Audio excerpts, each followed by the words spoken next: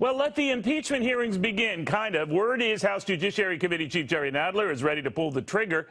Thing is, a growing number of Democrats, that's right, Democrats, fear he might as well pull the trigger on the party never winning back the White House if he does. Karl Rove says on that they could be right. He joins us right now. Karl, he is very much, and there are quite a few of them who are eager to pursue hearings and keep this going.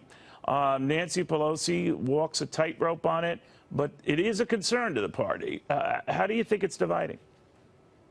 Well, the tension is between House Committee, Judiciary Committee Democrats, 3/4 of whom support impeachment, and the moderate Democrats who, in essence, gave Democrats control of the House.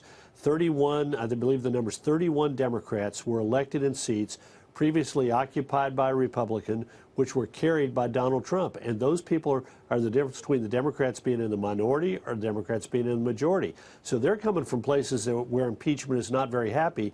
On the other hand, the Judiciary Committee Democrats tend to come from very safe, very liberal, in some cases very way out liberal districts, and they're very happy to endorse impeachment, and as a result, this tension is being played out. Nadler's got from the Upper West Side of New York, not exactly a conservative part of the country. He's worried more about a Democratic primary than he is about any Republican ever who stumbled onto the ballot somehow. So he's driving this towards impeachment.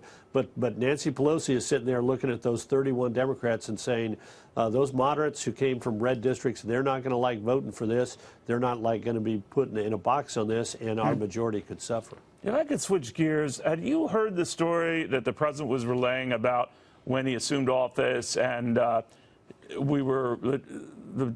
defense was so depleted that they were out of bullets, out of weapons, that sort of thing, and supplies and ammunition?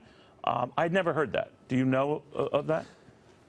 Well, look, the Obama administration had reduced the military budget, and yes, our readiness was at low levels. Our ability to put aircraft or helicopters into the skies, our ability to project force around the world, by all measures, was worse in 2017, January of 2017, than it was in January of 2009. So I don't know the specifics of what the president is saying, but we do know the military was stressed out, right, and they have been, over the last couple of years, received significant inflows of money, and the budgets have increased, and as a result, readiness is better. But you have no doubt that when he said that, apparently talking to his defense secretary about this, that we were out of ammunition, it almost sounded like if we were planning to take an action somewhere, go slow, Mr. President, we're not ready.